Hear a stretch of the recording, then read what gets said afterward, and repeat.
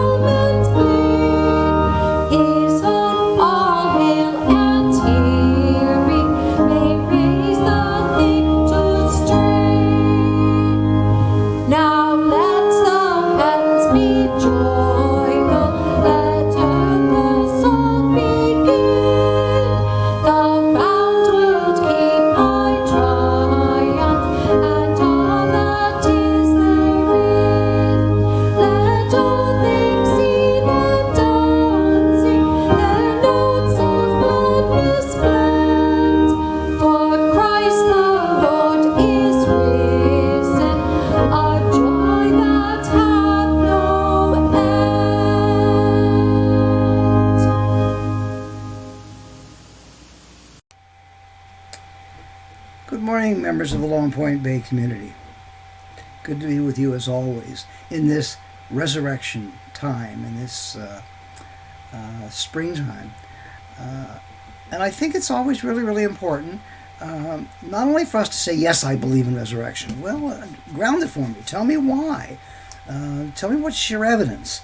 In the first piece, and those of you who know me know that one of the first things I look for in the spring, in this time of new life, are the wildflowers. And the two earliest wildflowers that I look for are, first of all, bloodroot. There are bloodroots now that have blossomed, and they're on their way out. So already the earth is being renewed. Already there is life coming out of what would appear to be dead ground, and it's not. The beautiful white flower of the bloodroot is out and decorating the earth that seems to be barren, and it's not. The second flower that comes at this time of year is the adder's tongue. The leaves have been out for probably a better part of a week, maybe 10 days, and Allison and I have been looking patiently and with some anticipation for the first flowers. Just about 3 days ago, we saw the flower that has come up and it's hanging. The flower isn't open, it isn't exposed, it wasn't thin. And we knew that it would take maybe another day or two and it would begin to open up and we would see that yellow flower, and that happened yesterday. So the earth is producing, the earth is giving life, the earth is showing that the dead of winter and the apparent death of the earth is over, and we are now in the time of new life and in the time of resurrection. The second experience that I've had, and this is secondhand, there were two parishioners that I had when I was a rector in a parish in Winona, and really, really, really wonderful people. Jack was more stoic, at least he appeared so. I knew that he really wasn't, and his wife a little more effervescent. And he has had a really serious illness, and we knew that it was terminal, but it has taken well over a year. And to watch the two grow through that experience, grow closer and more supportive, and this past week he died. and I knew it was going to be really, really, really hard on his wife Heather. So I've been in touch. In fact, I had the funeral today, and asked her if had she been in touch with Jack. Was she able to continue to reach out to Jack, to talk to Jack, to share some of her concerns and hurts and how much she loved him, and she actually has done that, which I was really pleased to hear that she has. And what was even more encouraging to me was that she felt his response, that he had heard what she was saying, and that love and that care that he had, that was visible when he was physically present, is still there. And that was, I think that's always wonderful. I think it's always there. I'm not sure that we always are able to tap into it. And I had encouraged her, don't think that you can't talk to Jack. Don't think that he won't hear you. You don't always know, but she did know. She did know, and she did feel that he was able to hear and to respond positively and to be supportive, even though from the other side of the grave. So those are two examples already of the experience of resurrection and of new life. So with those two examples from my side, let me ask you, do you believe in the resurrection? And what evidence do you have? If somebody said to you, well, I just don't believe that stuff. What examples could you give today, tomorrow, this week, next week?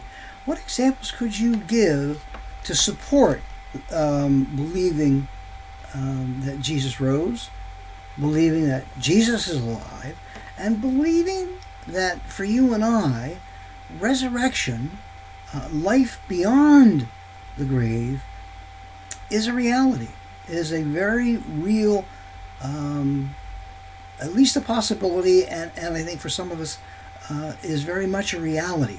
Can you share that? Can you articulate that?